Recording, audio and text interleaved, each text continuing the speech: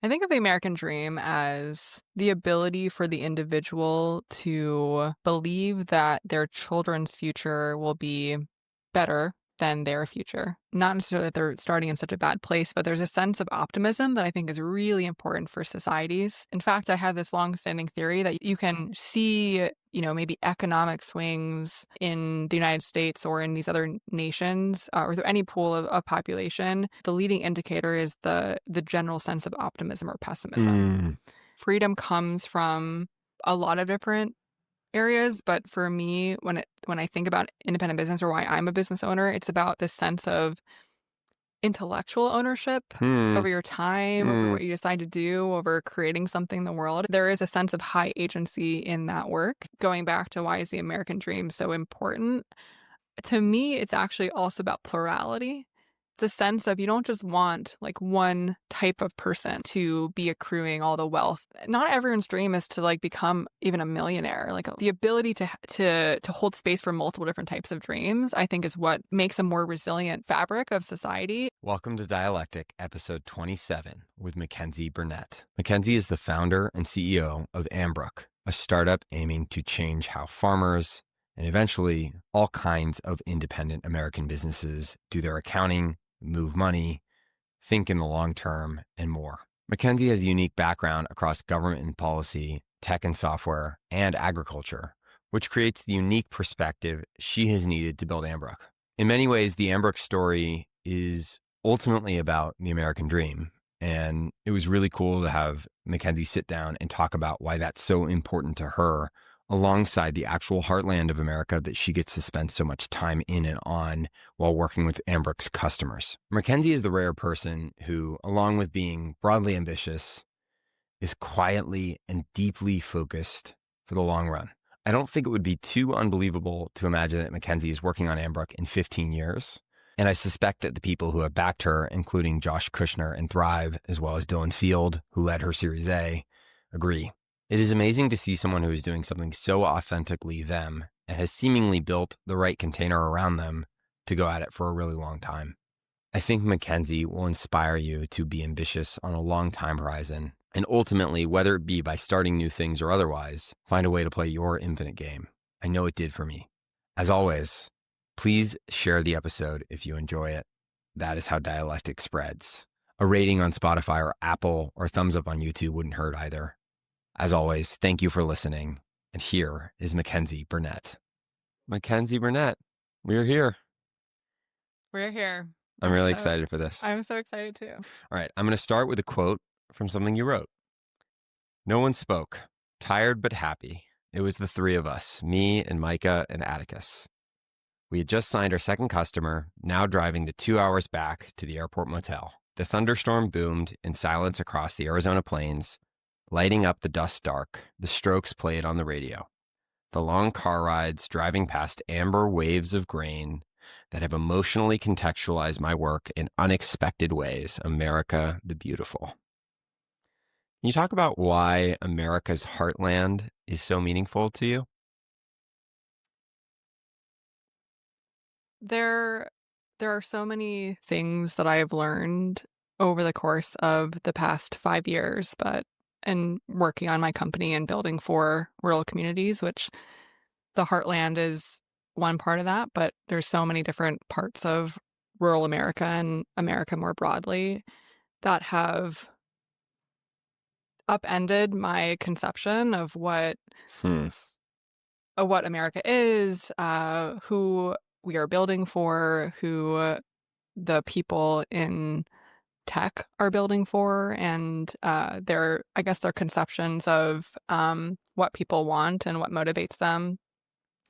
And I think that language was written to evoke this memory of a happy place that I'm in when we're on these road trips to our customers who are mostly farms and ranches across the US, and feeling as though I'm doing, like, you couldn't pay me more to do the thing that I'm already doing. It is just so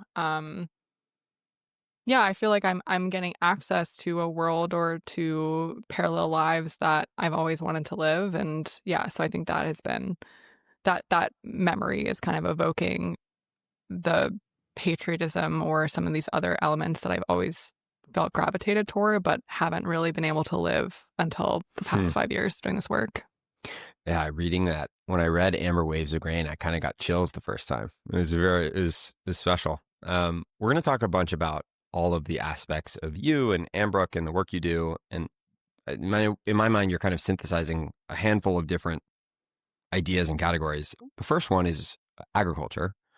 But I think you kind of come at it from a standpoint of maybe a unique place or at least a surprising place to people who might think you're either a agriculture person or a technology person. Whereas government and policy is actually like a huge root, both personally and with regard to your family. You've said U.S. agriculture is mostly dictated by government incentivized market activity. Both of your parents, they work for the USDA and they worked in government and civil service. And then you, I think, have interned in Congress, in Parliament, in Foreign Service, in the Foreign Service Institute. So like this huge government policy background, which is a little bit surprising. Obviously, a lot of technology too. I'm curious how that swirl of things has broadly influenced you, and then maybe more specifically what you've learned either from the work you've done or from your parents about government service and the implications for U.S. agriculture that kind of like laid the groundwork for Ambrook. Yeah, I've always been interested in figuring out what path I could take or what tool I had access to at the time to have the biggest impact possible.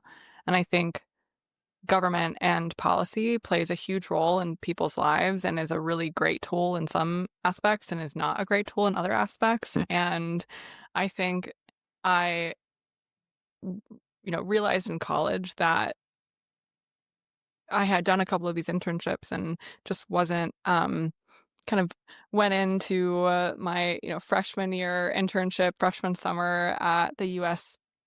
Senate in DC, very bright-eyed and bushy-tailed, and left that summer being like, oh man, I don't know if I want to be the version of myself that I saw in those young staffers. Whoa. And it was a real big wake-up call. And then I was really fortunate to get introduced to the tech community on campus at the University of Maryland.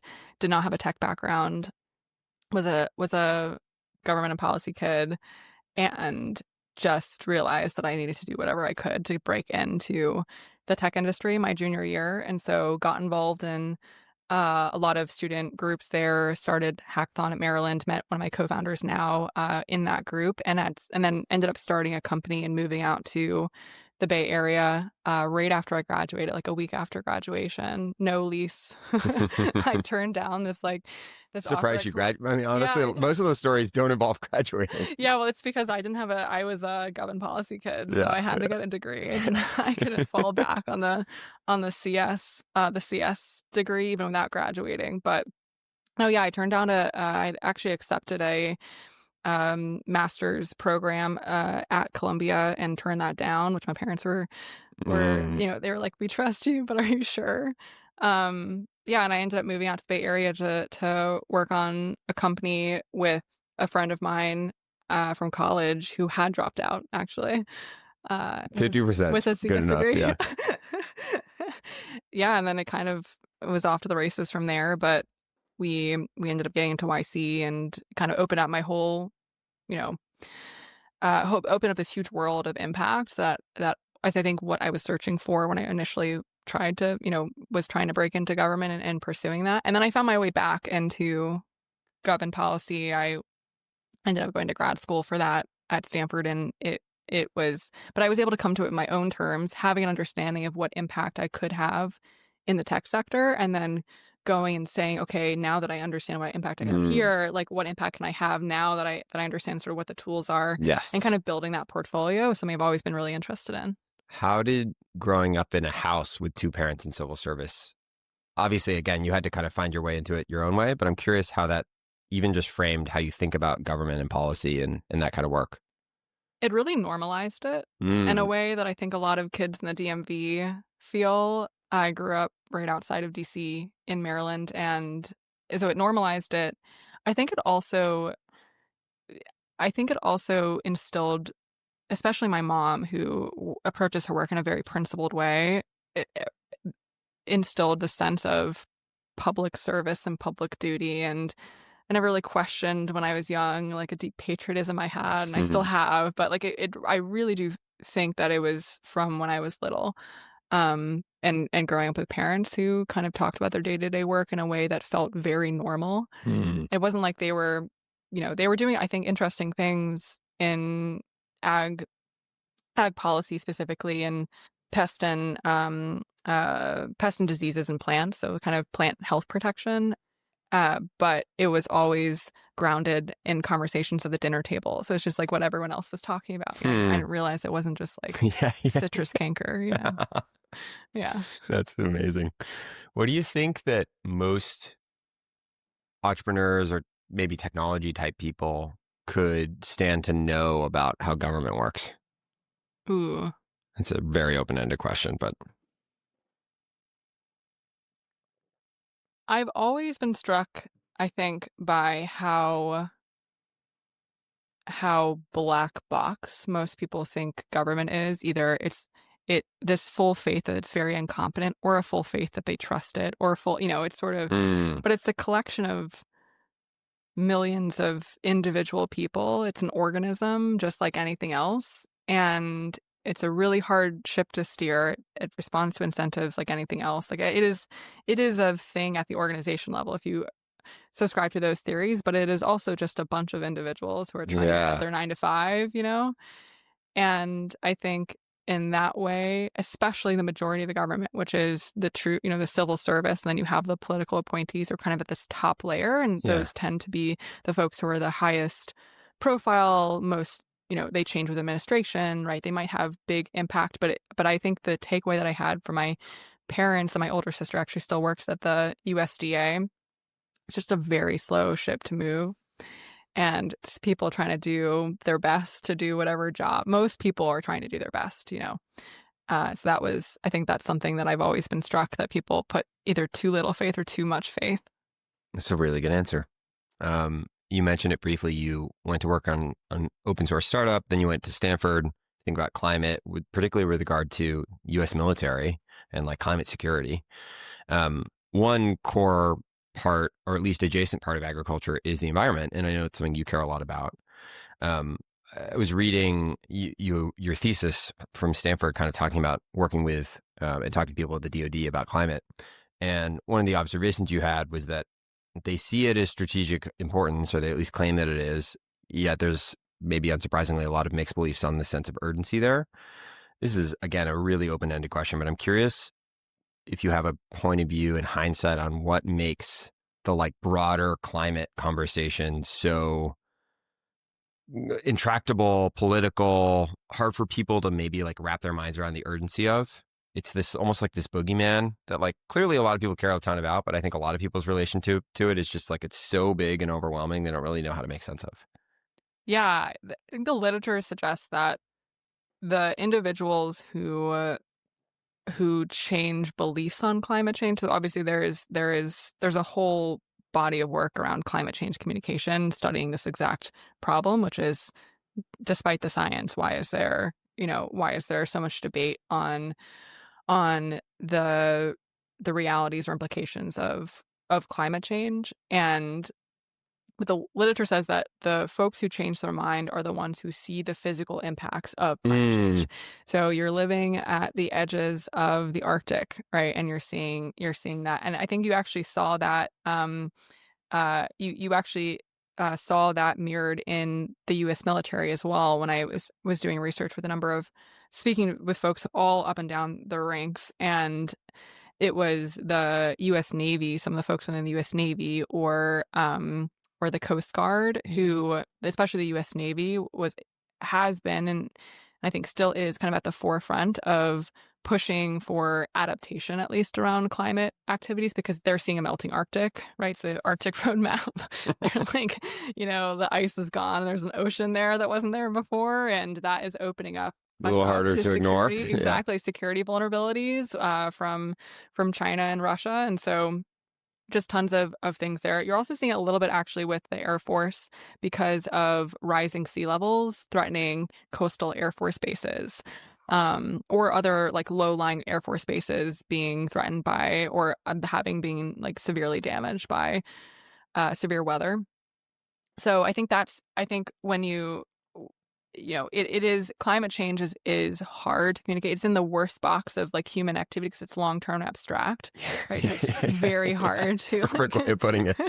it's very hard to prioritize action against, and it can feel very overwhelming. So like there's lots of normal responses to overwhelm. There's paralysis, there's denial, right? There's depression, all those pieces. But bringing it back to are there tangible impacts that people are seeing? And that was the a core part of the research was trying to understand does the way that the U.S. military communicate about climate change at that political layer that we were talking about, does that map actually to the strategic, operational, and tactical layers within the U.S. military? And I think largely we found that yes, it does, but the timeline of the urgency is different. And actually, a really interesting thing that I've taken away from that is if climate action is seen as overtly political, then it actually is counterproductive, especially with the U.S. military, which sees itself as and prides itself in being a non-political organization. Yes. And so if there are activities that are seen as just being done for political reasons, it can provide this backlash, especially when climate action, it doesn't actually make sense from a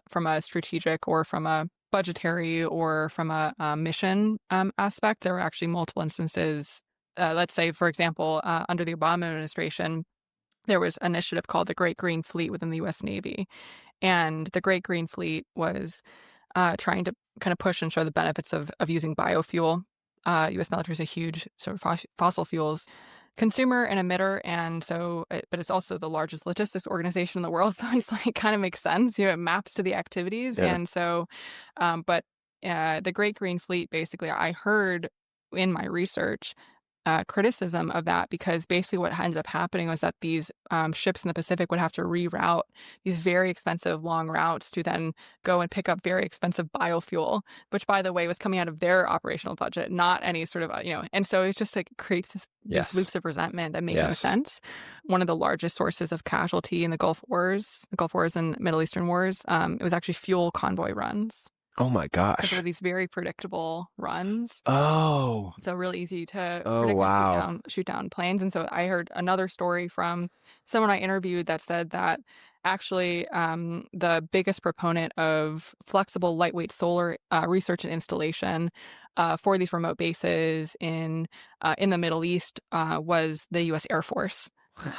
So just stuff like that, where when it aligns, it makes total sense. Yes. And you can find these win-win scenarios and doesn't have to be ideological. Yeah.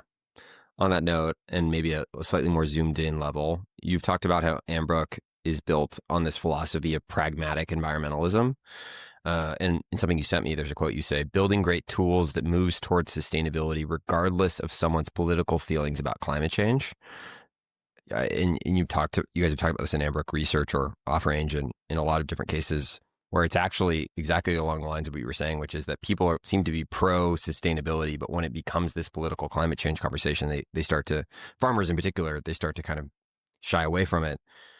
At maybe an open-ended question, but I'm curious how you've seen, or at least how you expect sustainability to be able to actually just move the needle on a business standpoint for some of maybe the Ambrook customers or farmers that you work with.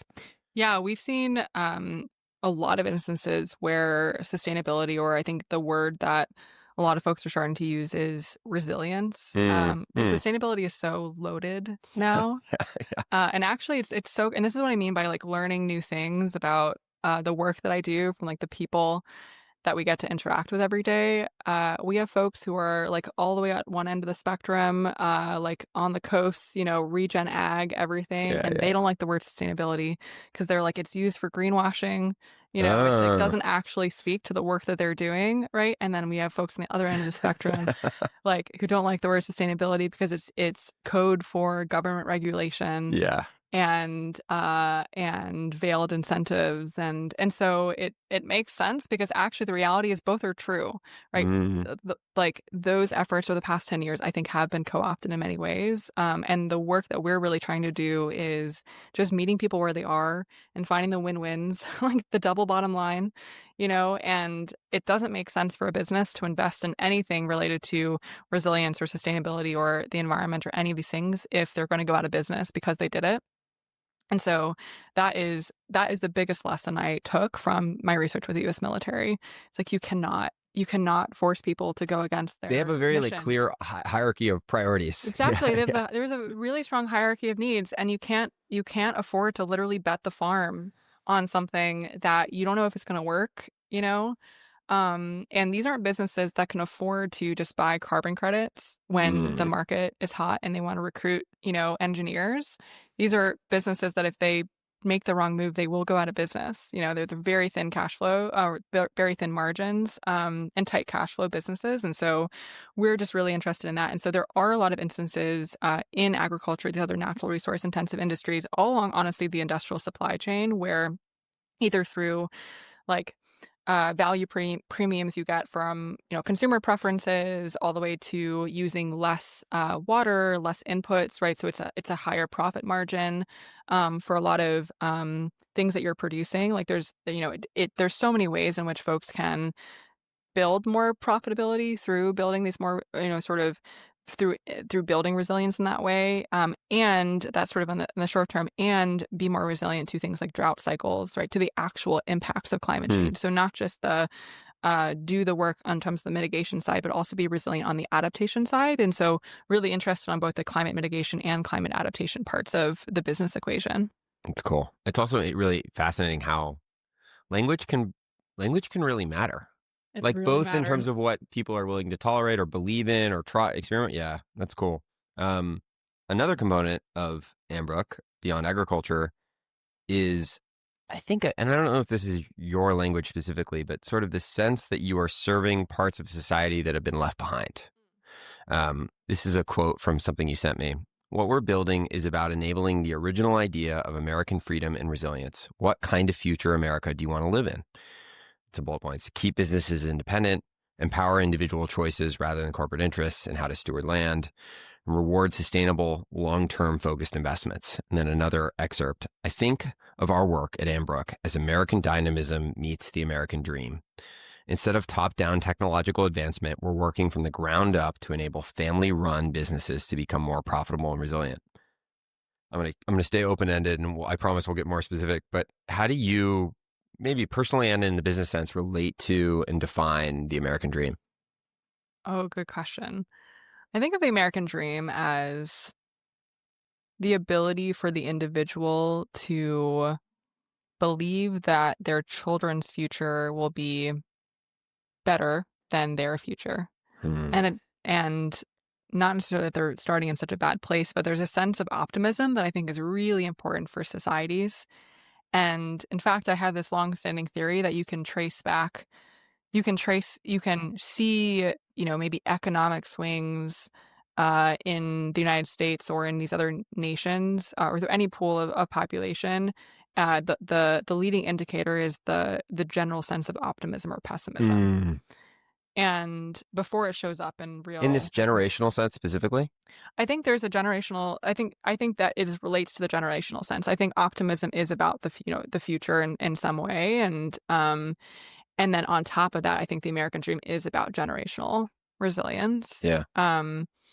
Because it was all. I mean, my mom is an immigrant, so she came to India when she was 8. So my grandfather, Came to the U.S. from India. sorry, yeah, came to the U.S. from India when she was 8, and so my grandfather had gotten hit, had been on one of these immigrant engineer visas in the 60s, and so came over for his master's degree, and then decided that he wanted to immigrate his whole family to the U.S. and gave up his inheritance in India to do that because he believed that the U.S. would be such a better Wow. life for his children.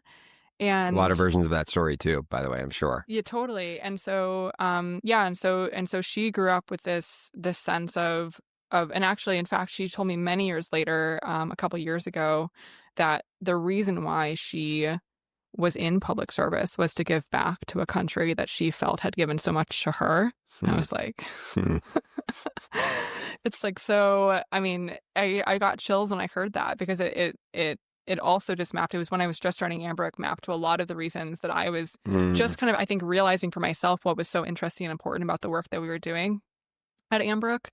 And, in Ambrook, we build financial management software for farms, ranches, and increasingly these rural businesses. So a lot of businesses that are these industrial mom and pop shops that are too complex, for existing tools, but can't afford to move on to like the $100,000 ERPs, don't have the team or resources to do that. And so, but it's all about like helping folks understand their bottom line, helping folks be able to open up a second business line and not completely overwhelm their books or understand the cash flows and those types of things. And so for me, a lot of the cycle of what I've been thinking about and doing is about enabling the American dream in that way, where it has gotten harder and harder, I think, to do that at the individual business level, just given all the market pressures that exist today.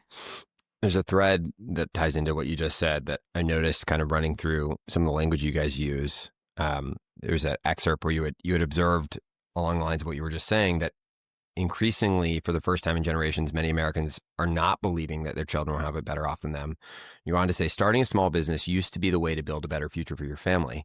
Owning your time, owning your labor, owning that identity and tradition over generations, staying independent. And then another excerpt, most of all, this investment, in the case of your Series A, this investment helps us stay focused on our mission to give independent businesses the tools they need to stay independent. There's this thread of independence running through. I can't help but notice that there's a connection there to like a very foundational, if not the foundational American myth, which is freedom from all kinds of things. Why are independent small businesses so essential for optimism in the economy and more broadly in the U.S.? Yeah, I think there is something, I think there's two parts. I think it's about I think freedom comes from a lot of different areas, but for me, when I think about independent business or why I'm a business owner, it's about this sense of intellectual ownership over your time, over what you decide to do, over creating something in the world. There is a sense of high agency in that work. Yeah. And so I think that there's a freedom in the sense of that way. And then I think there's also a freedom in the sense of, not every independent business necessarily is attached to, is also attached to a property. It's not, you don't have to have real assets in order to obviously have an independent business. But for farms and ranches, oftentimes it is attached to real assets.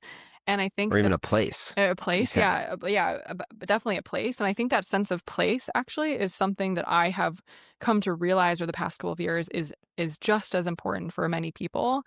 Because I don't think most people who grow up in suburbs or live most of their lives in cities really have a sense of true freedom when you are on acres and acres of your own property. Yeah, totally. It's like if something breaks, you fix it. There's a sense of like, maybe fiefdom's the wrong word, but there is a sense of like that, like you wake up, this is mine. Almost like, self-reliance too. Self-reliance is huge. And so I think that there's a sense of freedom is not just about the access to that. Freedom is the feedback loop that you can figure things out on your own. Like the feeling of free. What does it mean to feel free?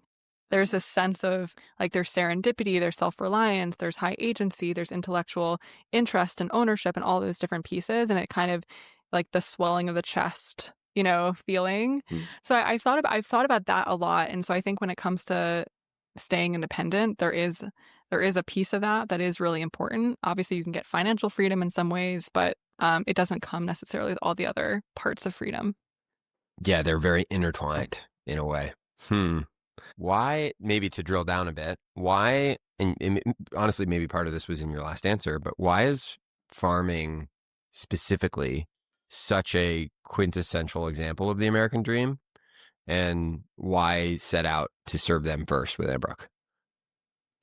I think farmers are the first and maybe not the last, but I think definitely the first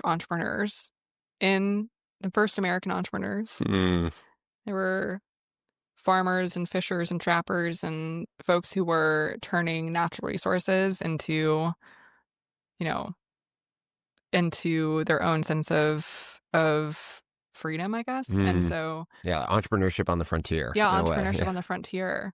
And so I think that is still, and even the Homestead Act of 1862, you know, made it possible for individuals to become citizens or to otherwise like get access to like 160 acres, Hmm. right? And a lot of the farms of today were the stacking of all those over time. And then like basically what ended up happening is that folks who ended up having a lot of that land, and there's lots of, there's a lot of issues with maybe the way that the land was parceled out, but the folks who did have the ability to get access to that land were then able to like leverage that land over generations. And so you can take out mortgages on it, right? You can take out like, you can secure loans on property, right? And ended up building these their own domains and businesses and empires, et cetera, from that act of,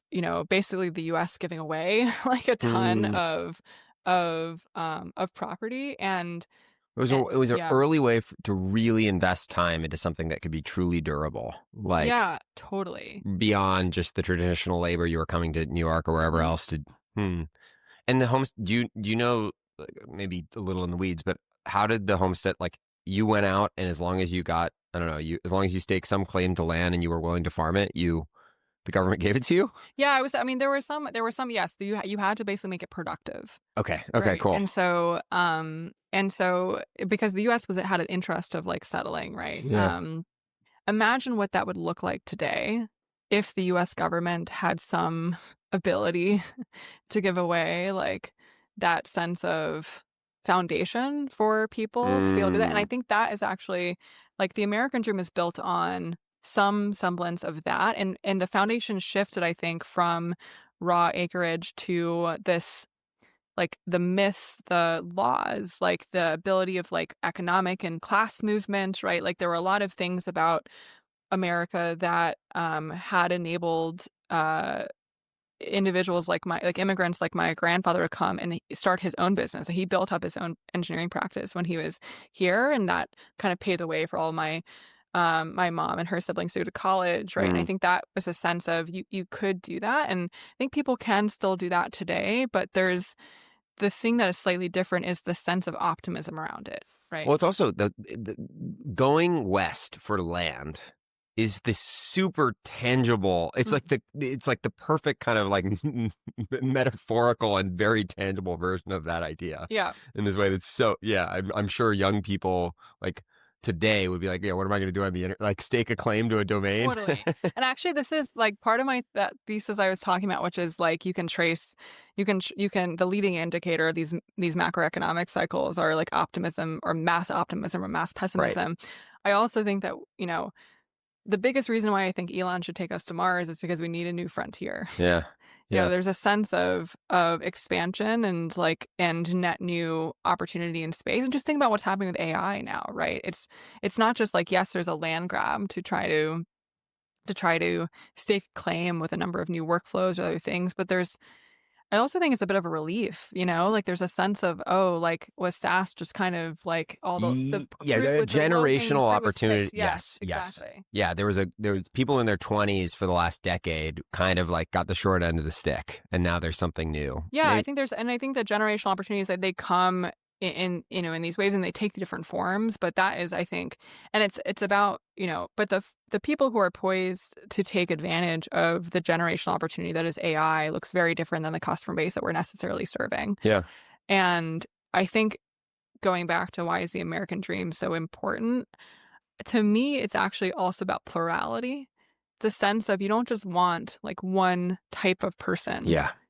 To be accruing all the wealth, or not even like not everyone's dream is to like become even a millionaire. Like, it's like the ability to hold space for multiple different types of dreams, I think, is what it makes them more resilient, to use that word again. Yes. Fabric of society. And yes. so also on some level, the upstream of being a millionaire, that's like a specific flavor of independence, to go back to your earlier point.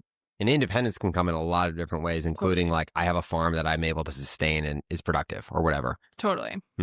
And other part of the question, which is just like why start with farms for Ambrook? Yeah, so in part because I wanted to. Like I kind of fell in love with the space when I was in grad school. I had an opportunity to work at a firm that owned a lot of farms and water assets in the Central Valley in California. And I spent some of that summer kind of driving around the Central Valley talking to farmers about water rights and like everything else. And I just fell in love with the space in my own way, and now I recommend books like the Land Where Lemons Grow to you, which is right there. But just really, I think it also, I am just so interested in, like, I love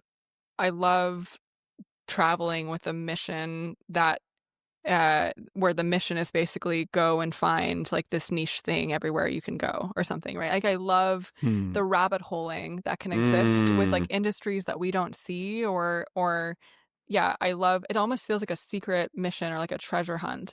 And so when I was getting to know folks that summer, it felt like that, like a treasure hunt. Like every question that I asked and every answer I got begetted more questions, right, and more interesting answers. And it was just, you kind of went down, and I was like, wow, what if I could just make this my whole life, talking to people about their most intimate, like questions and answers, which when you rabbit hole the way down gets you to build accounting software. But it is a true joy, honestly, to be able to like sit down and talk to someone at the kitchen table about some really privileged and like intimate things, and to feel like you can actually help them with it. Yeah, the texture of their like daily life. Yeah. We've talked about agriculture in America. We've talked about business and the American dream and independence. We're going to talk about accounting and money in a sec. But before we do, I think it's a helpful backdrop since we're talking about farms. I think in theory, maybe my intuition is wrong, but I think in theory, people might assume that farms are like kind of simple, at least from a business and accounting standpoint. Can you talk about why maybe the combination of multi P&L, balance sheet heavy, any range of other things make farms like way more complex than people might assume? Totally. Farms are like biological factories. They're one of the only businesses where your inventory like gets born, it grows, it dies, it's very complicated. And I think actually, and it's largely actually there's only like 15 or 16,000 farms in America that make more than $5 million a year in annual sales. So the vast majority of these operations are run by effectively mom and pop shops, very small teams, usually family run. Wow. So they're enormously complex businesses. And so they, and getting more complicated. Despite being super small. So they're overly complex for their size. So a good example is a dairy. Most of the acreage in a dairy is actually growing feed. So it's growing feed to the cows. So you have that enterprise. When we talk about enterprise, it's probably like maybe like a P&L or like a business line. So one enterprise is the hay enterprise. And the hay is just its own P&L. It can be its own P&L because you're buying, you might just be growing your own hay and feeding it to the cows, but even then you have to accrue the costs over, right? If you're trying to figure out, okay, the end equation is like how much does it cost to produce a pound of milk? So we're going to work backwards from there. Right. And so like, okay, so you're starting with your hay, you have all of you're growing your feed, maybe you have a forage mix, but then you might want to buy some hay, right? You might want to sell your hay, so you're making money maybe off of that if you have excess, right? Okay, and you're storing it. So there's like another multi-year cycles of storing. Okay, so that's one enterprise.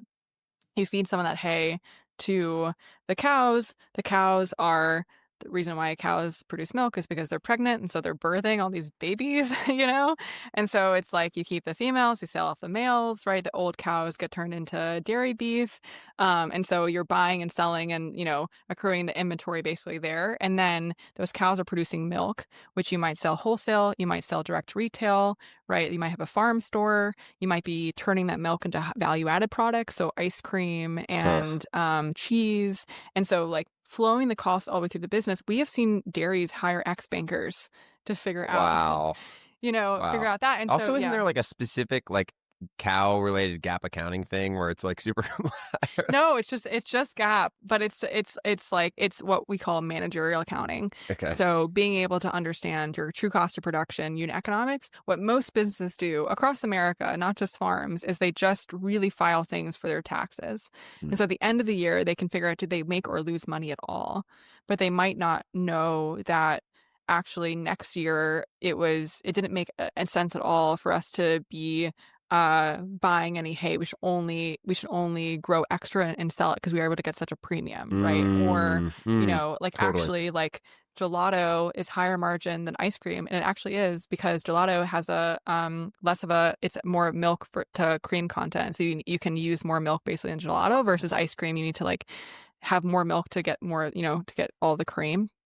Anyway, so stuff like that where that is what we help. Yeah, you need like a McKinsey person would actually be Exactly. helpful. And so these like a lot of in order to figure that out, these businesses, if you were a startup, you'd be on Sage or NetSuite. Like you would have already moved off of QuickBooks, right? You'd be on like $100,000 a year accounting software. You'd have a full finance team, but these are usually mom and pop shops that can afford maybe $1,000 a year software. And so building for that level of affordability is what we're building for.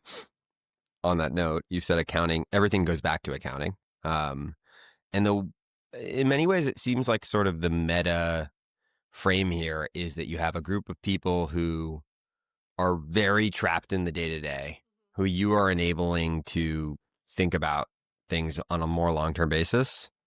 I'm curious what goes into that. Like part of this is just simply like a cost thing and a resources thing, but like, yeah, what is the leverage that comes about? You started talking about it a little bit, but what kinds of leverage emerge by giving people that ability to think long term, and why is accounting specifically like the right tool for that? Yeah. So we actually did not try to start building accounting software. We tried to do everything but build accounting software because it's so, it's so hard. It takes, it takes a while to build it, right? But we tried starting by solving more symptom level problems. Like, could we get, folks access to working capital faster? Okay, like we could do some programs for the simple ones, but actually when we try to help them with more complex ones, we needed to go into their accounting software, which was not well organized. So it just like it kept on coming back All to roads accounting. lead, Yeah, yeah. all roads lead to accounting. But I think there's two things that enables. There's the very tactical. So like you can save time, save money, you can figure out where you can make more money, right? There's that view. So if you have for example, if you have a really good FP&A person on your team, this is what they do if you're a startup. They are like breaking down all your marketing costs, right? All of your R&D, et cetera, and you're getting to your gross margins, your understanding. And so we help folks who don't have financial backgrounds do that level of analysis. And but I think there's the tactical side, but I think that actually the thing that also enables long-term decision making is like anxiety reduction. Like it's the emotional side of the software that I have it's been so unexpected. Yes. I think a lot of great systems do this. Yeah. Or tools do this. So in many ways, like a great tool's job is not always, like it can definitely be leverage or agency or whatever, but I think in many ways, like I just can hold a system in my head more or less and then actually do the real work. Yeah. Yeah, totally. And I think actually great tools shouldn't actually, and this is going a little bit into the thesis we've been kind of developing at Ambrook, or kind of thinking about around building with AI, but you don't actually want to reduce complexity or critical thinking all the time.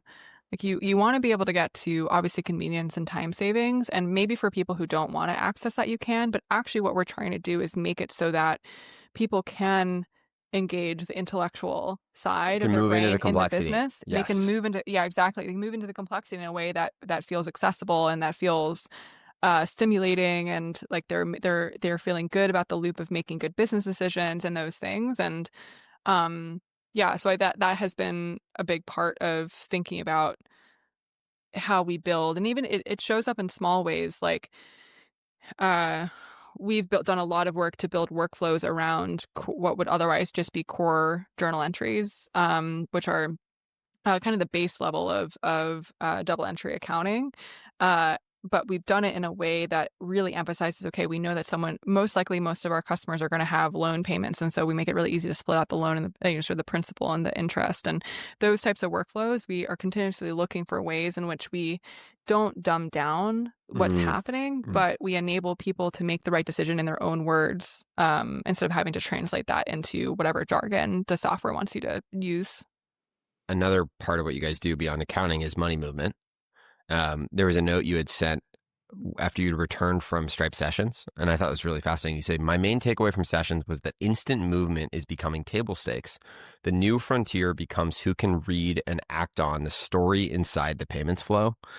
There's so many ways to go. This obviously ties broadly to fintech and crypto and so many things.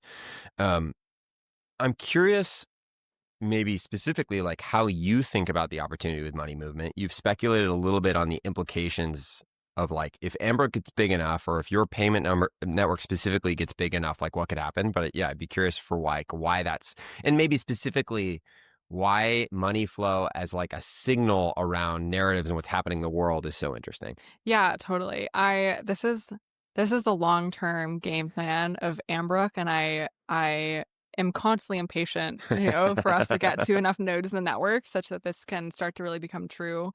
But the takeaway that I had when I was sitting there and watching all these in sessions and had some conversations with some Stripes afterwards was just, it was clearly big, not to like discount. Clearly they've been working hard. It's going to be a big deal. Instant money movement. It's not quite here yet. But my takeaway was like, check,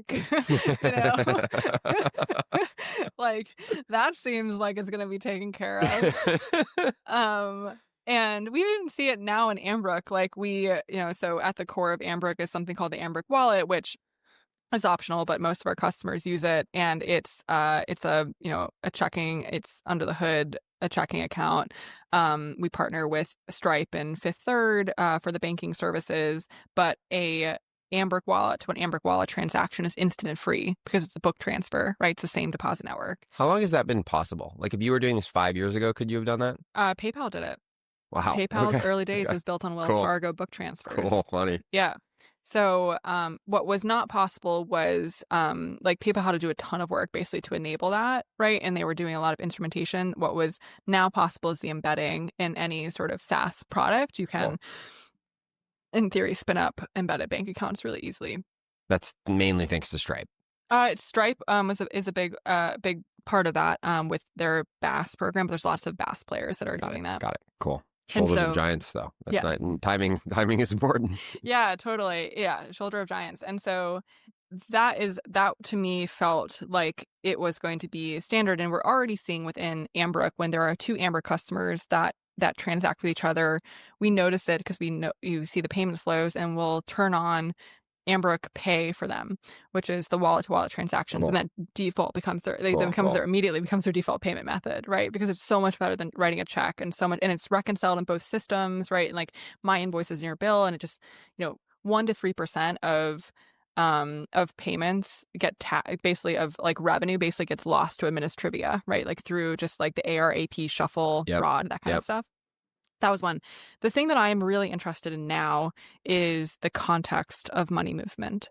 And so being able, as an ERP, we are able to have a lot of context, so metadata, documentation about these payments that are happening in our system. And in theory, you should be able to see the, supply chain disruptions come down, right, for whoever has like access to that sort of information, and to be able to like better serve our customers. If you're saturated enough, at least in agriculture. If you're saturated enough, right? And I think that's why we really think about business communities, and so growing via vendor networks is something that we're going to start to invest in and do in the coming months. And so there's just a lot of pieces of that are about, first you have to basically build like step one, like replace QuickBooks. Step two, build a payments network. But I think that there's a sense of like you have to become this really well loved, really accessible ERP that can enable complex businesses to. And ERP is just like accounting software, like enterprise resource planning. Enterprise resource planner. Yeah, so it's ERP kind of it usually has the GL, so the accounting software at the core, but also people kind of use it to broadly apply to a lot of different business processes that you might do. So that's sort of it generally covers that. But if you are the ERP and you are in the payments flow, you can have that context because really what is accounting software but just like data entry. It's just like make data entry as easy as possible to tag a bunch of financial transactions with like arbitrary metadata, you know? And so Ambrook is basically what we're making really easy for our customers to do is we make it just far, you can imagine we just make it far easier to tag these transactions with the metadata you need about the business that isn't just for taxes. And it's so easy so that even if you're not immediately, it's not immediately obvious why there's value there, you're going to do it anyway and then get the long-term value. Exactly. Yeah. So we try to use a lot of AI to pull that out. There's other reasons and incentives for folks to do it because if you want to see, you know, your enterprise profitability, you might do that on a more often basis. We're building an inventory so that automatically tags it. So there's lots of reasons why you would do that, but that is also what builds the context for the payments network. That should benefit the whole business community. And so our goal, again, on the theme of resilience is there is too much money lost to administrivia and middlemen fees. And actually 90% of payments in U.S. agriculture is still flowing through paper checks. And it's not because they're left behind. It's not because they're backwards. It's because it is really expensive like digital payments are expensive. Right. They're like, you know, cards are 3%. Like they will use the tools as needed. But like, what if we could at least provide some relief and also reduce all this other administrivia, right? By like having a really strong deposit backed payments network that has all the context in your business, has the context of other businesses, right? And so that's something we've been thinking about a lot. It's cool to see the emergent benefits of building for a vertical slice of the economy across like so many different parts of that answer. Yeah, totally. Like, both on the like, and in theoretically, the traditional like wide cut horizontal fintech would be really hard to have that. Maybe for a consumer thing like Cash App or Venmo, but it'd be really hard to have like that much network concentration that you could actually get some of those things. That's really cool. Yeah, we have it on consumer, but we don't have it on B2B. Right. Yeah. I want to zoom out a little and talk more about kind of Ambrook from a holistic standpoint. You have talked about at least the theory of this being a long-term project, like a 20, could this be something you could work on for 20 years? What is it about the setup? So the vision, the container of the company, the category, the mission, what about that is something you could conceivably spend decades on? I think it goes back to that memory that you shared at the very beginning. I think there's just something about I had imagined before I started Ambrook, one of the criteria that I had written down for myself was I want to be able to take as many road trips as I want to as many weird places. That's amazing. In America as I want. Sometimes it's that simple, huh?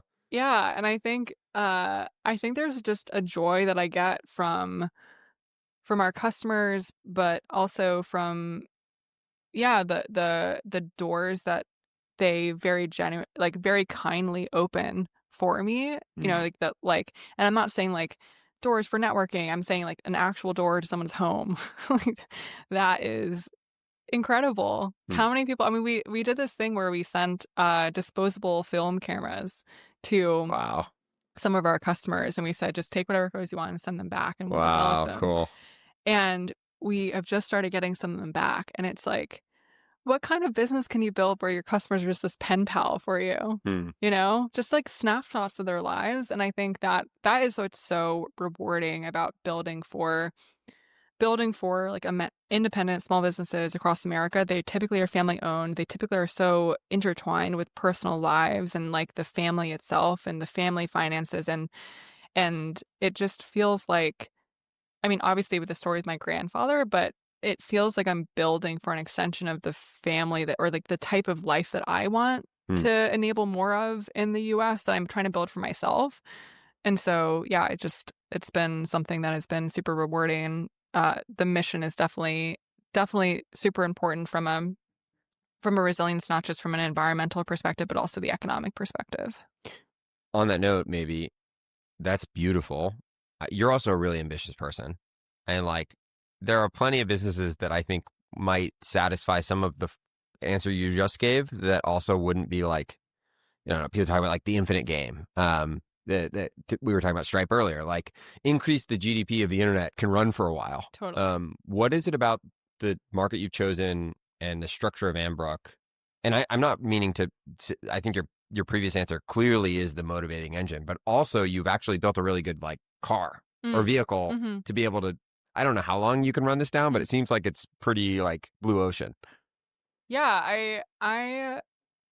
I think that, the idea of pragmatic environmentalism, I think also speaks Right. to another way you can kind of think about it is like pragmatic idealism, which is like, what does Yeah. that mean? Yeah. I think that you embody that very well. Yeah, thank you. I think it's something that for me is just this very horseshoe, like makes total sense in my Mm, head, where in order to last very long, you have to just build this very solid vehicle that can get you like as long as you can, to that. And I think the nice thing about accounting is that it scales. It's like everyone, it's like it's all gap, everyone needs the GL, it doesn't matter how big you are. yeah. And so there's something about choosing to be at the very heart of these businesses and something that's very simple under the hood, which is at its heart, the general ledger is just it's a double entry ledger. And all the stuff we build around are all these workflows, right? It's trying to make it easier. Like there's these rules that we should comply in, but at the heart of it, it's just sort of like it's a ledger, you know? And I think I really love that being the heart and kind of the solid foundation and then building a sustainable like business with good margins, right? And but also not seeing I don't see myself or Ambrick even as like trapped in the whatever vehicle we're in now. It's kind of Yeah. like, and I actually think the really interesting thing about that I've been thinking about with just the macro environment today is that I think that you'll see a lot more experimentation with hybrid entity structures where you might have a venture-backed software company, but also you might have a holdings company, and maybe you'll have, it's sort of in what is that distribute? Maybe you can actually think about the distribution that you're getting from the proprietary distribution that you might try to access as the company is actually part of the sister fund, or Yeah, or totally. some of these Totally. other or maybe you have a cash flow positive side of the business or a publication, which we also have. And like I think that there are all these ways in which you're going to start to see these, it's my one of my teammates jokes that like every time someone comes up with an idea, I'm like, that sounds great, like we can just do it under Ambrick.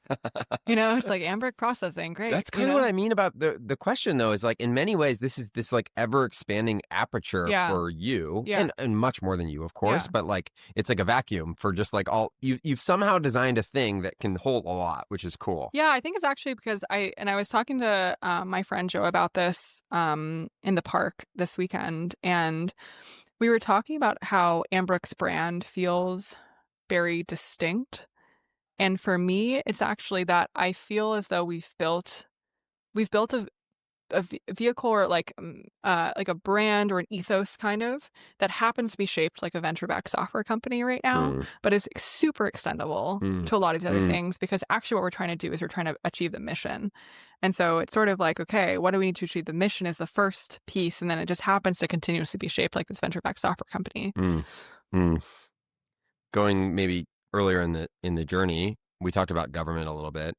It seems that understanding policy and subsidies, particularly around farming early on, was really core to kind of like some of the early work you guys did in broadly the economics of American agriculture, and maybe like openings for the business. Can you talk about that a little bit? Or at least why like subsidies are so important to farming? Yeah, I think agriculture is I can't really think of a nation state where agriculture isn't both naturally and nationally strategic. And Mm, so I think thoughts on subsidies aside, which is, lots of takes on either side of that, I think the most important piece around it is what do you want to incentivize as part of domestic capacity?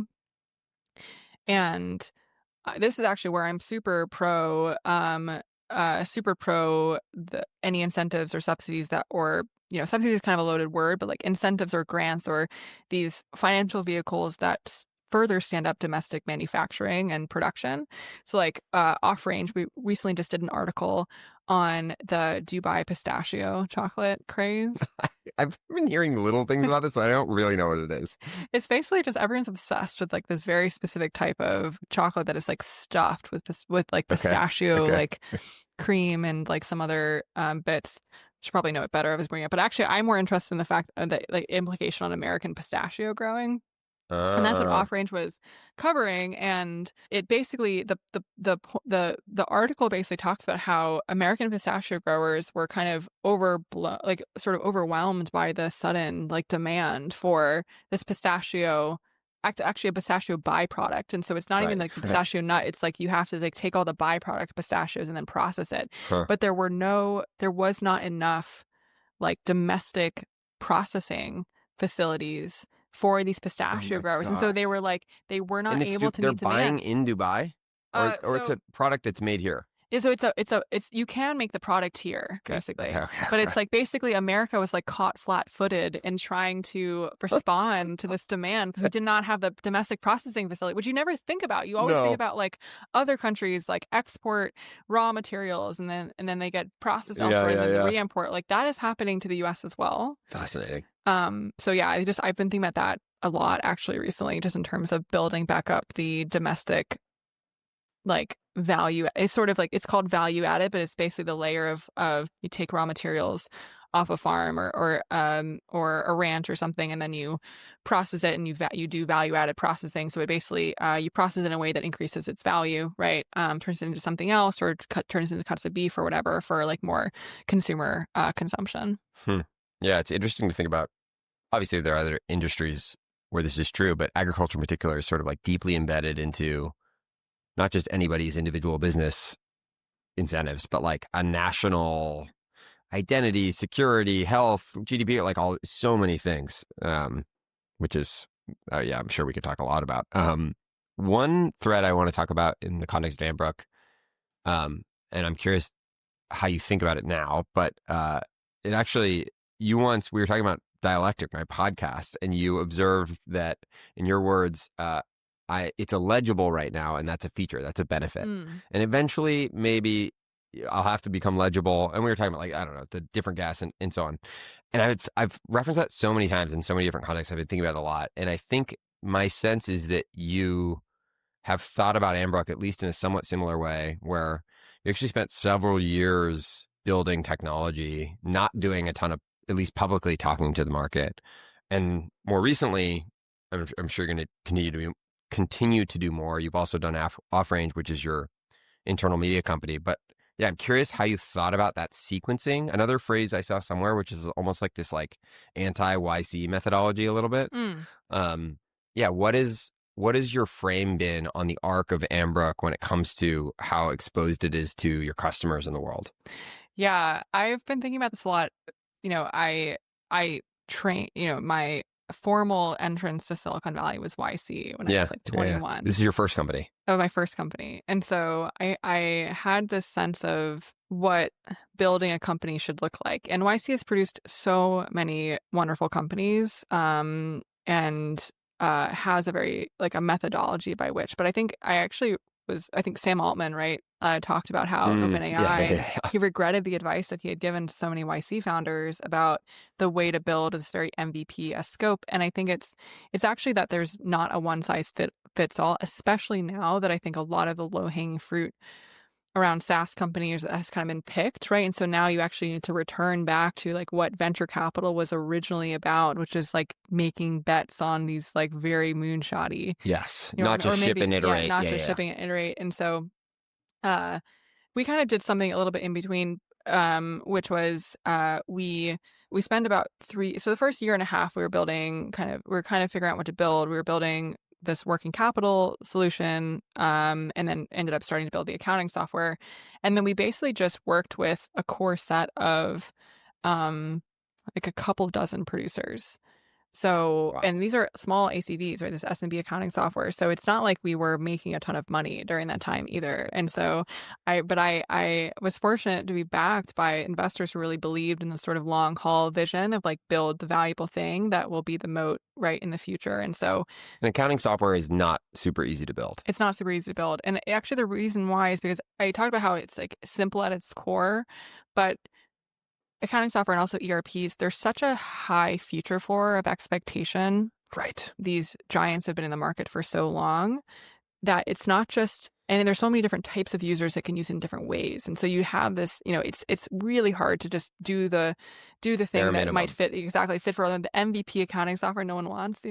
So and so we've convinced like a couple dozen farmers to do the MVP accounting software and to like build it over time. But it's not just accounting software. It's also bill pay. It's also invoicing. It's also, that is the expectation now with like how to use a one-stop shop for everything that you need. But it's not just that you can get the primary workflows right for one user.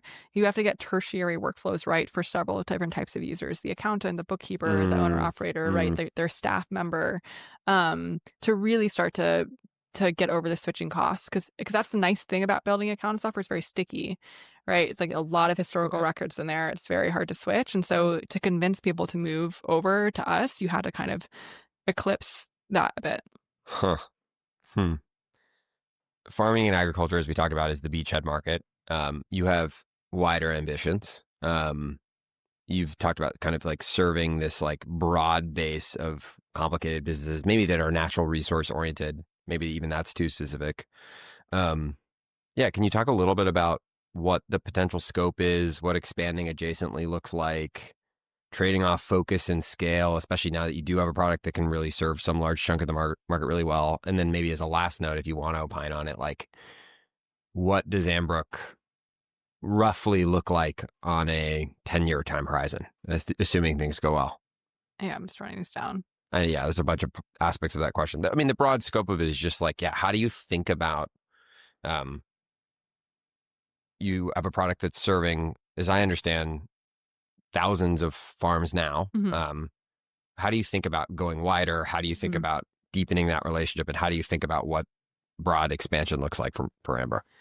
Yeah, so we work with several thousand operations today. About 80% of them are farms or ranches. About 20% are actually not.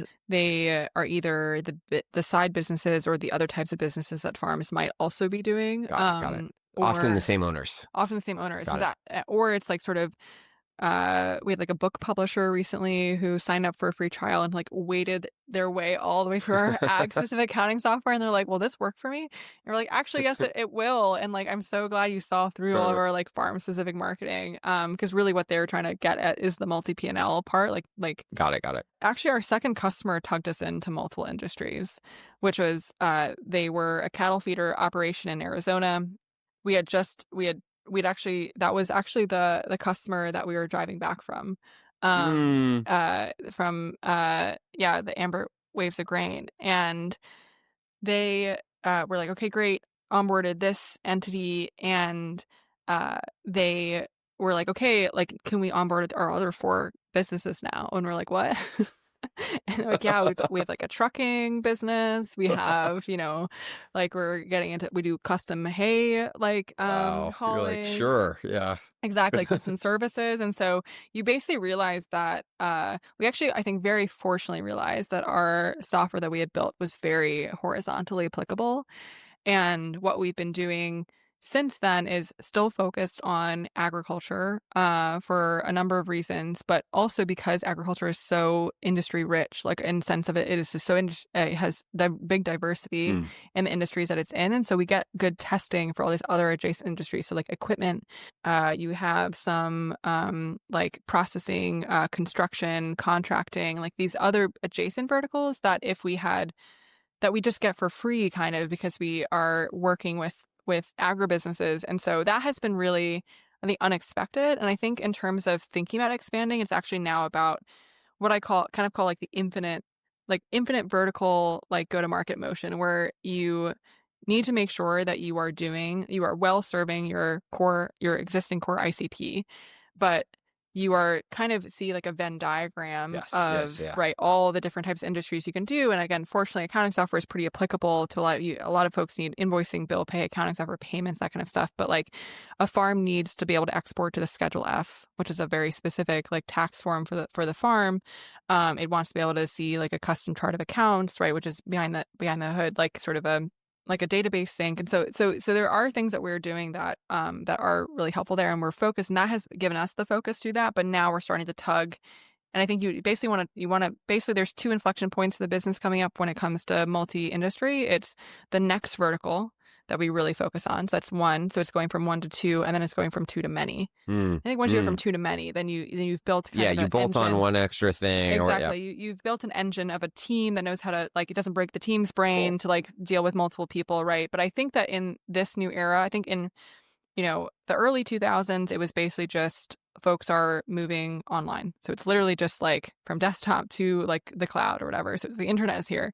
And then the 2010s, I think, was the rise of smartphones and social media. So you had your distribution, you could sell something that was mobile first and you could distribute it through ads. And then that largely became saturated for most business types. Very expensive now to like sell SaaS to other SaaS companies, for example. Not as expensive to sell SaaS to farmers, because it's like that wasn't actually. So there's a lot of techniques from like marketing in 2010s, but like, and then the 2020s, I think, will be about hyper personalization. So you have the ability to, like, as soon as someone like sees an ad, they're able to see a landing page that should be spun like, up with their brand. With their brand. Like there are things that you can do, like, that we're getting toward, that will be hyper personalized in a way that everyone should touch software that feels kind of customized to them. Doesn't mean that all the workflows need to be like vibe coded, because you don't really want to like do that for accounting software. You want the engine to actually be really bulletproof. Exactly. And like Exactly. A couple thoughts or questions on leadership. You're the CEO and founder of Ambrook. I found some tweets that I thought were really interesting. The first set, you say, I have increasingly conceptualized the job of a CEO as, quote, make intractable problems tractable for a team, about a market, for investors, etc. And then a follow-up tweet. Framing it this way feels more actionable to me than the idea of having, quote, unique insights, vision, or, quote, connecting the dots for others, communicating vision. Can you try to like simply describe what that process of making intractable tractable sort of means on a day-to-day basis? Yeah, totally. For me, it's about making sure that I'm in the information flow. So my team makes fun of me, but I love, like, I'll just pop up in random Slack threads they don't want me in. I'm sure you do. Like the Kool-Aid man, And because I love, yeah, exactly. Because I love information. I love give me that raw, like, drip. I think into most, my veins. by the way, most really successful leaders, maybe I would assume this is true in all industries, but at least in technology, like, this seems to be a pretty common trait. It's like air traffic control. Yeah, totally. And so I think, I remember talking to my executive coach about this, and I was like, is this a problem that I just like need to read every Slack message? Because I think I'm fine. Like, I feel like I can handle it. But my team actually asked me, Mackenzie, how do you come up, like, one of my team members was like, love coaching around how you turn all this raw information flow into make the intractable tractable. Like, how do you actually do that? And I was talking to my executive coach, and I was like, is it okay to just recommend, like, well, I actually just read every support message, every Slack message, every PRD that I can, like, every whatever. I'm just constantly just like sitting in all this information. Big brother for our company. Yeah, exactly. Like, and then I'm just like, I end up seeing enough information and seeing the patterns across things. And you're like, okay, like this over here and this over here, like, makes sense. And you can start to break down the problem, and you can apply frameworks and some of these other things, and it does end up making it smaller chunks or tractable, or you can put your finger on it. But it has to come from that information flow. And my executive coach said something that I really appreciated, which was he told me this story about a headmaster in, I think, Baltimore, who he had read a book about, who had said that, like, one day he just decided to move his desk into the main hallway. And so every day when he was just doing his work or whatever, he would see students' faces of pass. And so he would notice the change in emotion for one kid, like, over the course of a week or whatever. And that was just how he kept a pulse, like, on the students. And I was like, oh, got it. I will continue bursting into these Slack threads. But it's funny. There's so many. The thing that comes immediately to mind, which I talked about with Tammy recently on the podcast, but comes up everywhere with taste, is it's the same. It's like the people with the best taste have consumed the most music, have consumed the most, and I almost wonder if just like so many things around judgment are just like, consume more, get closer to the data and the signal, and which maybe isn't soundbite advice, but is. Oh, actually, helpful. I really like, I think it doesn't feel hard if it's something that you're genuinely interested in. And That's the it secret. feels like it's like scrolling on Instagram. It's like I like it feels. And Ava actually had a piece recently that I really liked on affinity. Yeah. Yeah. And when you were saying that, it reminded me of that, which was she had a line in there kind of talking about doing, figuring out what you like and then doing it in the most like irrepressible, like original, sort of like Almost just playful. Yeah. obsessed Yeah. way Yeah. possible, like Loose, playful. like. Yes, exactly. Hmm. And I think it would be really hard to build a business that I didn't have affinity toward because of the way that I like to consume information and just Yes. the way that I like to like live my life. Yes. Yeah, it's the Novak Djokovic thing again. It's like he likes hitting the tennis ball. You're going to compete with that? Like, you better find the thing where it's fun for you to scroll. Yeah. One more pair of tweets. You say, people assume startup founders are unusually risk tolerant. I don't think this is quite true. Rather, founders I know tend to be anxious or / neurotic in a way that has forced them to be way better at de-risking things than other people. And startups are nothing if a series of de-risking steps to some outcome. What have you learned about de-risking? Mm. I've learned that. What have I learned about de-risking? It feels way easier to do after you have a bunch of reps on it. So there's actually it can feel risky almost to go into the steps of de-risking because it requires you to slow down sometimes or requires you to like face the problem more. Like there's a sense of anxiety, when you have anxiety, like a common response to it is avoidance, right? And de-risking is all about just like seeking it out, like, so I think Confrontation. becoming friends with the anxiety and be like, where are you pointing, and I think that has been, I think that's something I've really, really learned is I am always rewarded when I face it and de-risk it and like defuse the bomb, And I think there's also something. And start with even just like, look at the bomb. Yeah, like totally. really sit with the bomb. And I think also, but it's also, I think the important lesson about de-risking is that it's also okay when the bomb goes off. Like you'll be fine. Like most things are not actually existential. And I think that has done two things. One, I was talking to someone about this the other day. I kind of get into a flow state when there's crises. Like I get at the end of like a crisis that we just we handle, we do the comms out, we whatever, or if it's internal, I kind of have a buzz at the end of it. The stakes are really clear. The stakes are so clear. There's so much clarity. Yeah. And suddenly that thing priorities are clear. Exactly. That anxiety that was like pointing that you're ignoring, you were like, yep. Like you were right. Maybe not about the exact thing. You were right. But it suddenly, most of my job in the talking the intractable part, most of my job is sifting through the intractable. Yeah. And so suddenly when something becomes quite tractable, it's clarifying, super, super clear, I'm like, I know what I'm going to do today. And so that's one piece. And so it's a sense of like, I can get into a flow state. I can de-risk. I can solve these things. But even when they do happen, like, they're fine. Like the company still exists, like hopefully it'll exist for a while longer. Yeah. That's a great answer. You are the founder and CEO, but Ambrook is also a lot more than just you. We were talking about this fairly recently. You put a big announcement out about your Series A. There was an excerpt, you had said something where you're talking about Haley on your team. Haley, a mother of two from a Montana ranching family, on why she joined our operations team at Ambrook. I watched your Stripe video, she said. I felt as though we both wanted the same thing for different reasons. You had also sent me just like a bunch of the notes your team had sent upon that announcement. And my observation, and we may have talked about this a little bit, my observation is like this really interesting thing where like Ambrook for a long time, and obviously still now to some degree, is like deeply authentically you and yours. But also in real time, it is becoming more than just you and more than yours. Not only obviously in the context of your partners and your team, but your customers and other people who relate to the brand. What is it? Yeah. What has that experience started to feel like? Such a good question.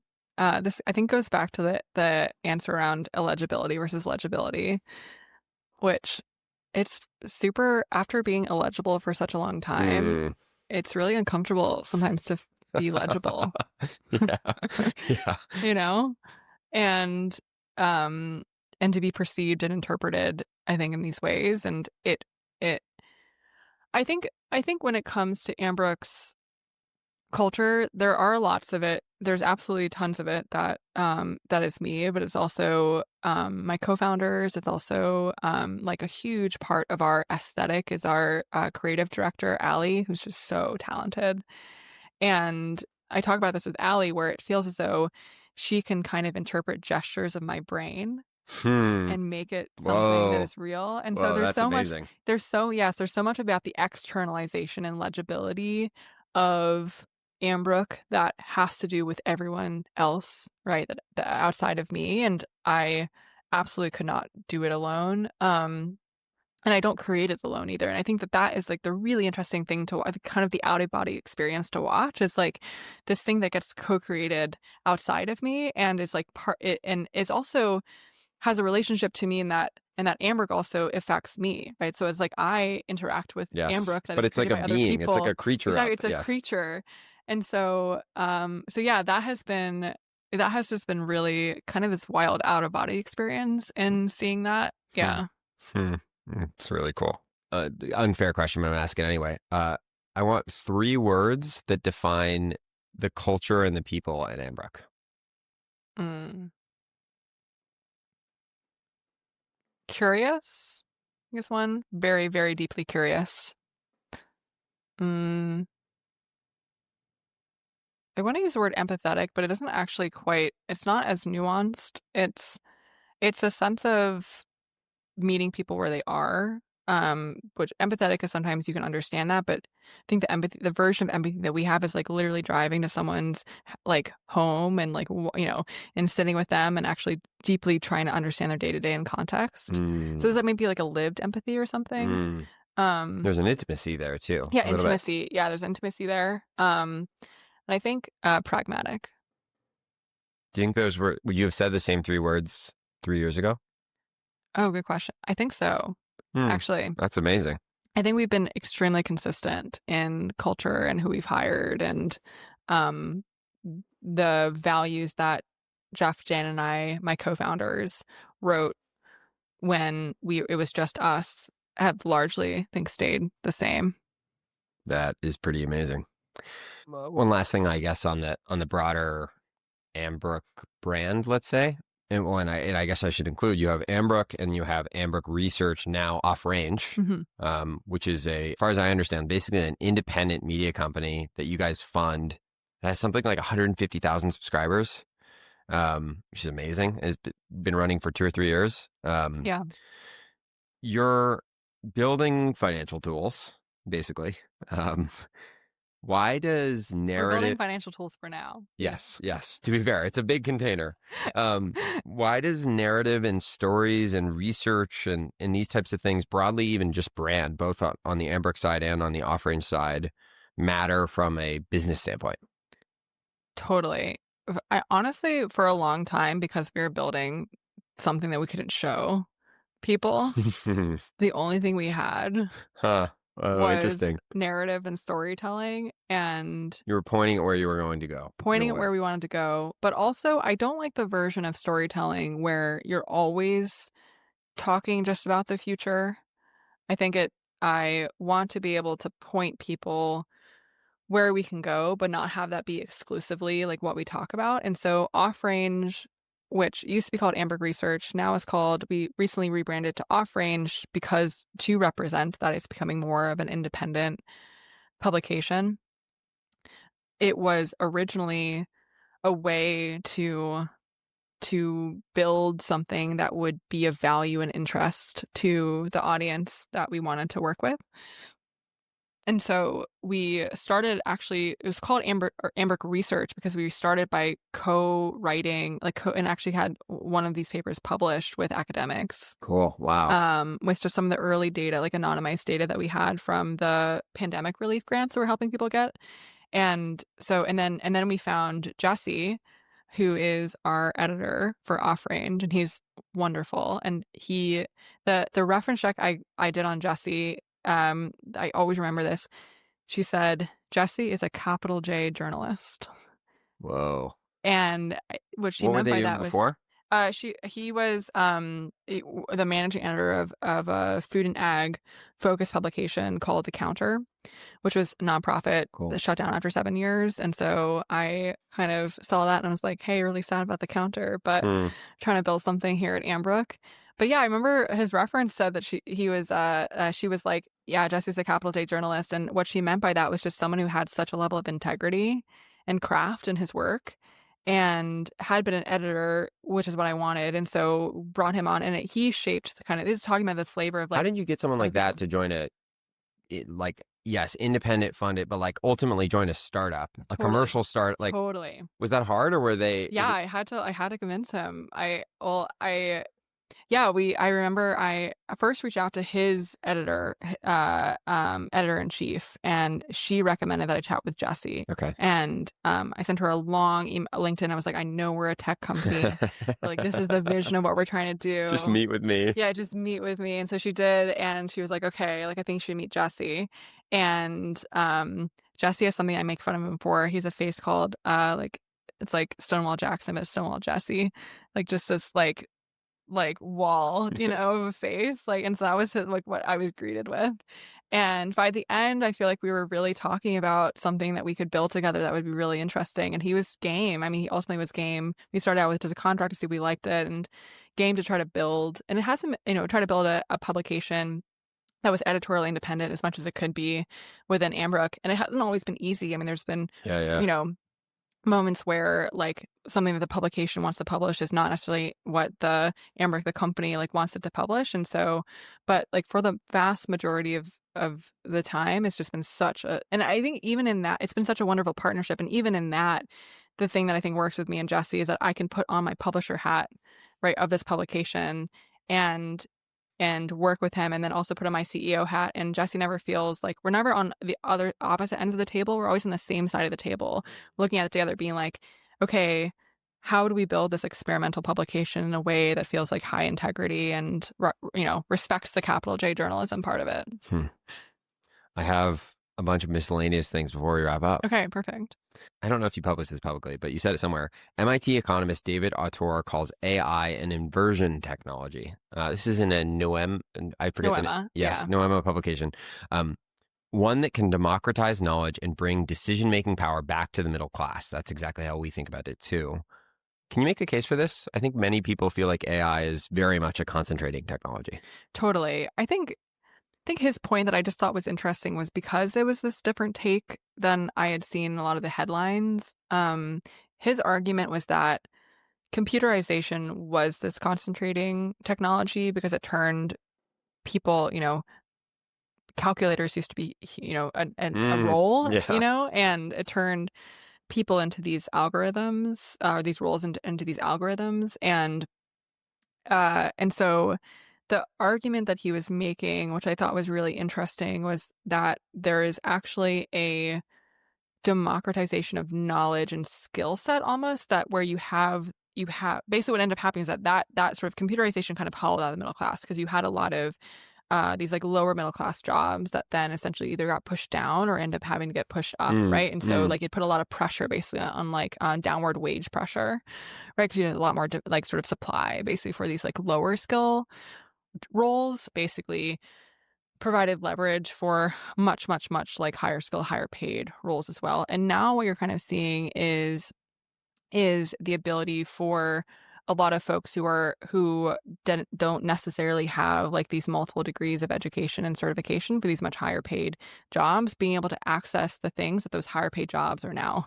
So it was a little, it basically is looking at a different slice, is enabling a different slice versus computerization. Kind of his argument was that it took out this like lower middle class slice of skill set and kind of pushed all the wage demand down. And then versus AI, what it's doing is it's accessing these like skill sets all along, like the sort of thing, giving everyone access to it. Exactly. Maybe like exactly. So it's basically you kind of you can enable folks to be able to access higher skilled work or be able to do higher skilled, quote unquote, skilled things, because you are able to like access this knowledge database, which feels much more like a assistant or a junior employee than it does a replacement. Have you thought much about how that specifically applies to Ambrook? Yeah, so I think a lot, and I was actually talking with Linus about this, about what is going to be table stakes in the future for what we need to build Yeah. and what will separate the average teams from the 99th percentile teams in 6, 12 months or, years from now. And I think the thing that we were talking about that I have been kind of noodling on and thinking about and seeing at Ambrook as well is that I think you'll see a lot of the average. There'll be lots of things that are table stakes, like you're um, pointing LLMs at like BigQuery and like and Intercom and these other types of tools that we use to be able to access and do data analyst work and those types of things, right? You'll be able to build like leaner teams. But I think I think average teams will end up building things that get to the V1 very quickly, but end up decelerating the team over time. Versus 99th percentile teams will build in a way that compounds. So Mm. you'll see the acceleration over time. Mm. And so I think about that in terms of, okay, how do we build in a way that we can accelerate over time? And how do we build in a way that honors and enables and draws the super talented people who want to engage with their critical thinking, who want to apply discipline and taste to their work and not just replace that? Because I think that's also what you're But maybe going to lack see. the specific tactical skill or whatever, but like, Yeah, exactly. Or the folks who actually do have the skills, like software engineers, right? Like on our team, I remember one person on my team said, like, I'm mourning what my job used to be. And that is woof. Like that is like oh, such a powerful statement. And I don't think it necessarily, I think we then took that statement and essentially are building the version of the company that we want to see that will basically turn everyone into yeah, all the yeah. superpowers, With their basically. Iron Man suit to use Exactly. Linus's It's friend. just Yeah. like enable that level of critical thinking at the system level, right? Or at these other types of hard problems. It's about access to more in the acceleration, not the replacement, do something that's quite brittle, hard to maintain, right? And then just like kind of sucks to work on that code base. A quote from a book, I believe it's from the biography. Now at age 76, he had no reason to break the tradition of secrecy that began with his uncle, Lieutenant Colonel J.G. Boswell, the founder of the company. The colonel created a culture around the idea that if you ever talked about it, you'd have to give up the game, one Boswell cousin recalled. At family gatherings, they talked about the virtue of stealth this way. As long as the whale never surfaces, it is never harpooned. Talk about legibility and illegibility. Who was J.G. Boswell? Yeah, it's one of my favorite quotes. That quote honestly is what convinced me to get into ag. Wow. So the Boswell family, it was still is but started in the 1800s in California, which just kind of had built an agricultural empire over time. And there was this book written, The King of California, where that quote is from. And it's this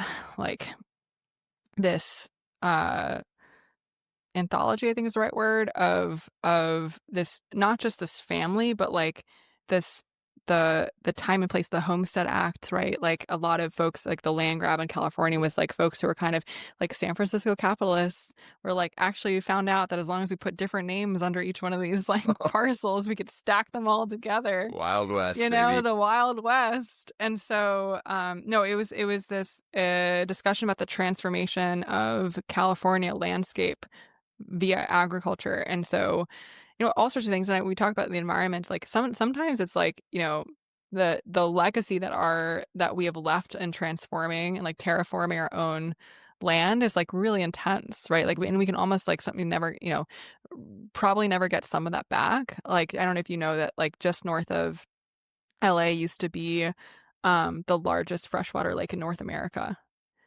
It's totally gone. Yeah, it's totally gone. 800 square miles. It actually used to, like, during the like super cycles of like the California wet dry seasons, during the wet season, sometimes it actually rained so much and flooded so much that it would connect to the Pacific. Oh my God. When Totally. did it, The what period did it dry? The last of the lake, I think, was drained in the early 20th century. But when you have really these like wet dry cycles, which is natural in California, but is exasperated by climate change, you actually, the lake returns to the lake bed sort of, and you have these like extreme flooding, which is mostly How far agriculture now. how far north of LA? You know? How far north? Not that far north. Oh my God, Yeah. I'm gonna have to go a rabbit hole about Yeah. this. Crazy. Anyway, so I think there's a sense, but yeah, it's a family that basically the book outlines this legacy of a family over multiple generations, but uses it. I love those types of books, history of X books. Yeah, it's like such an interesting slice or way to kind of think about the history of a place. Speaking of, on the table we have The Land Where Lemons Grow. The Land Where I Lemons Grow. think the first thing you ever recommended me, I think this is from a tweet. You say, one of my favorite things to do is read some niche history of X book before traveling to a related area. For example, a few years ago, I read The History of Italian Citrus before hiking through the Amalfi Coast, and actually could nerd out with a friend about what could have otherwise been a random pile of posts on the trail and terraces in the distance. I was on my way to Italy. I was very grateful. I would highly recommend anyone, certainly anyone going to Italy or interested in Italy. My broader question is what you just started to talk about, which is it's sort of the most people are inclined, especially if they're trying to learn about something they don't know anything about, they're inclined towards like a very high level generalist, give me the basics, give me the kind of map of the territory approach to learning. What is it about this like highly targeted, whether it be learning about history or otherwise, new country, whatever, like what about that niche approach is interesting to you for understanding? I think I don't retain information in these like broad swaths. I have to be like highly interested basically in something very like niche, or it's like very focused. And so I've never been able to like read and memorize a bunch of facts or something that feel kind of random or generalized. Yeah. And so for me, I think there's that, and I think it makes it more fun and focused to kind of feel like you have this augmented reality like filter on the world where you're going around, you're going to Florence and you're walking by oh, actually that's the Medici lemon grove. I would have never known, I had something to hold on to. Yeah. Like Yeah. it was like I had something to look for. Yes, Yeah. totally. You have something to look for. And I think that is, it feels, again, going back to the treasure hunt. It's not something where you're going and you're going to see a bunch of tourists there. It's like the corner that no one's paying attention to with the plaque, that only you know. It's like it feels special. It's a secret. It's a secret. And it's a secret that you can keep with yourself or you can share with a friend. But like that trip in Italy, the first half of it I was alone and I was having an amazing time just going around trying to find all the places. And honestly, not even sometimes purposely looking. It was just like I would happen to notice like that the Medici courtyard that had all the lemon trees in these big pots. I just happened to be looking by and my brain knew what it was because I had read the book. And those types of moments are so rewarding. It's like such a dopamine hit, Yes. So yeah, I love that kind of stuff. Why are you inspired by the Disney Magic Band? Oh my God. Okay, my whole family is a Disney family. Okay, I was a little surprised by this. Super into Disney. This is a Disney World thing, or do they have it at both? They have it at both. Okay.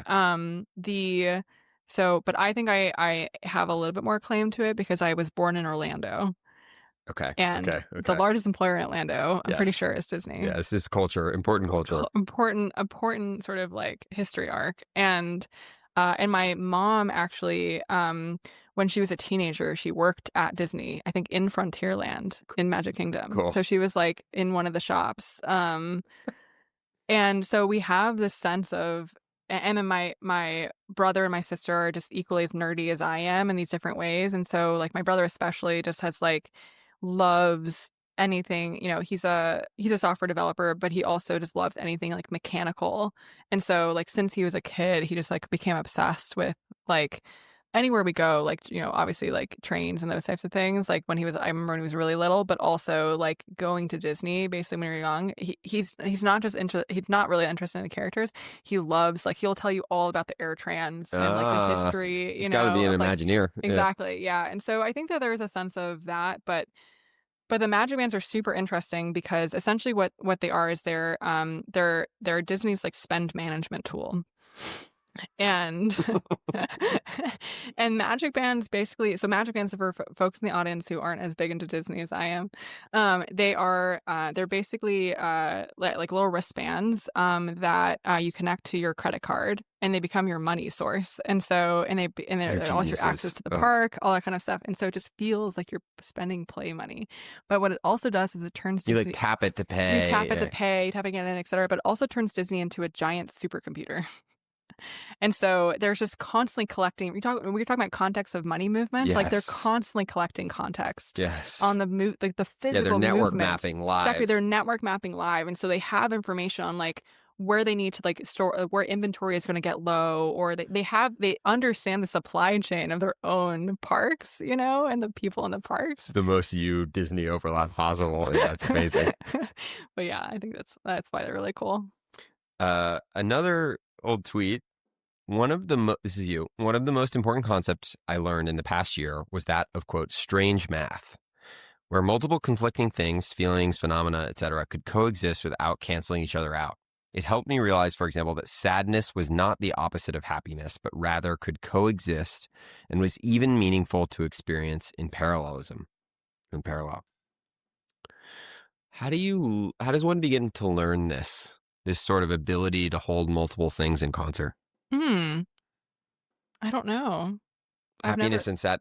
Something prompted that experience. I think. Oh, sorry. I guess I don't know how you learn it because I've never not been able to do it. But I finally had words to explain. I think, or to put. You know. So I think I'd taken a leadership course called Leaders in Tech, and they talk about this idea of strange math, which is what you explained, and I think they call it strange math, and it's useful to put a word to it, because usually what happens when people have what they think are conflicting feelings, they just won't say anything. Like they just think that they kind of cancel each other out, and so maybe not give someone feedback or whatever. So that was sort of the leadership course was on interpersonal dynamics. But I also found it to be really helpful for myself in understanding how to sit with my feelings more. I think that's the thing that I have to learn how to do better, is like very good at identifying. So I'm like, 6 different like complex emotions I'm feeling at the same time. But like as soon as I categorize it, I'm like, oop, you're going to box, you go in a box, you go in a box. Like don't have to think about that anymore. How do we sit with them? Yeah, how do you sit with them? And so I think that tweet was about me thinking about, how sadness just is sadness. It's not a counterweight to happiness. And you can feel these things at the same time. And we want to counterweight them. We want to think about things on this like linear spectrum of positive to negative. Yes. But actually the blue side of that spectrum are just as important to be able to sit with and understand. And they teach us things just like the positive, like the sunshine portion of that spectrum. And yeah, I think that's what I was kind of thinking about then. We're filming in your apartment, which I'm very grateful for. You also have an amazing office, the Ambrick office, if people are lucky to go there. You have a deep care for space and place, and maybe specifically like the aesthetics of space and place and how they feel, but also very much like literal aesthetic beauty design. I'm an owner of a similar dining table to the one we're sitting at, thanks to you, and that applies whether at home in New York or in all the places that you go, as we talked about a little bit earlier. A couple of quotes I wanted to read. First, agriculture is one of the last places in America where you can live where you work. We talked about this a bit. This creates a hard to articulate, wholesome aesthetic that is actually present in other countries. Consider why Seoul and Tokyo feel so interesting, because these countries don't have restricted zoning that separates out where one lives and where one works. Also, in Tokyo, the third dimension going upwards. The real loss seems to be the abstraction of rural communities to absentee landlords and generic strip malls. And then in a note you had sent me talking about how spaces can create narratives, you say, what's the difference between clutter and lovely objects? Maybe it's hard for others to put their finger on it, but I know it when I see it. The easiest way not to be overwhelmed by the need to curate all these small details is to create a strong, consistent system where all the pieces can ladder up together in different formations and still rhyme okay, even when they are messy. I love that. They evoke some feeling that you can only experience by being in the space. It's hard to fully describe with words, but people get us when they are in it. I think of our New York office as a manifestation of our physical design system. Wow. Yeah. Can you talk about you just did a little bit in what I read, but can you talk about the creation process of these sort of aesthetic systems and how you iterate to them or even maybe like feel your way into them? I think the first thing, so I think from a personal aesthetic, I think that's something that can be built up and definitely is curated over time. There's a sense of, you know, actually, even this apartment is me deliberately trying to shift slightly from that. But for years and years, I kind of just built up and accrued a set of furniture and set of clothes. And it just, if you look at that in the organic sense, I think that's step one for me was just like, what is my personal aesthetic? What do I want it to feel like? It's feminine, but it's also a bit like, hard to place in sort of time. It's not really modern, but there's a or it's not like postmodern, but there might be more modern elements to it.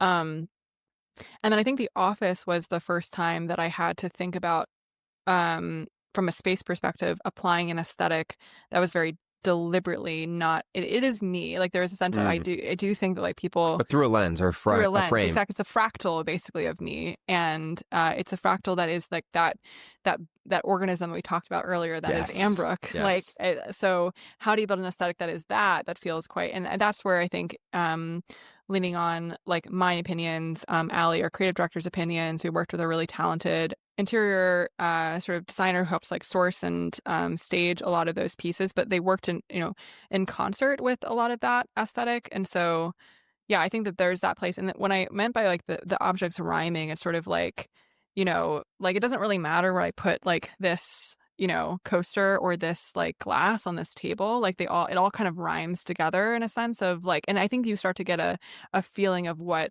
that can look like. Hmm. Which I think is what yeah, so I think that there's a sense of that, and I think there's some rules. So some of the rules for that, like a design system, a digital design system is like you have colors, certain color scheme, right? You have certain buttons are shaped the same way. Your fonts. What does it look like in a physical space? Okay, you have color schemes, but you also might have rules like I really only want to get objects that are made out of natural materials. That there's metals or wood or and if you are going to use plastic, it has to kind of feel like this. And then there's a sense of you kind of build that over time. And I think that's where you can start to, and I think the Amberg office also is a bit relaxed and playful in that. It's like not all perfect. Like there's a nook that we have that just looks like a grandma's basement nook. That's what we call it, and everything in the space has like a name. So we have a big cabinet we call the Cabinet of Curiosities. And we have like a chest that like it's called the Chest of Secrets with all of our swag in it. And like I think there's a playfulness I think with it when you like have an affection toward the space. It also makes people treat it better. Yes. Yes. And so, yeah, I think that that's been really fun to think about. Yeah, it's interesting how freedom can come out of a set of constraints too. Mm. I also think that quote in particular, just one of the things I've always admired in great spaces is like when they can feel messy but like good. And it's like if you tried to set up the books in this way, like deliberately, you could never get there. But it sort of spills out in an organic. Yeah, you have to create. I think about this actually with community building with Interact, for example. It's like you have to create. It's like choral starters. Like you have to like create the structure underneath, and then you create the conditions such that the people, the environment, etc., such that the choral structures grow organically. The books kind of grow kind of. It's also Jane Jacobs. Yeah, exactly. Yes. Jane Jacobs. Yeah, exactly. And so I think that's also like a good space. Enables you to move freely through it. Like you're not worried about like messing up the thing on the couch. Not worried. So everything in our space in the office is just like meant to be used. Like there's no preciousness about it. Yeah. And I think that adds to that as well. A final quote, or maybe a pair of them. I firmly believe that, quote, "Are we the right people to do this is just a matter of sheer will. No one wakes up one day and is the perfect machine to build the perfect thing. You just make yourself into that person." That's a quote from a Stripe video that they made. And then later on in that video, you say, "You have to create the opportunities you want to pursue. That's one of my life mottos. I like to start things." My final question is, why is starting things, willing things into existence, so core to you, to who you are? It's a great question.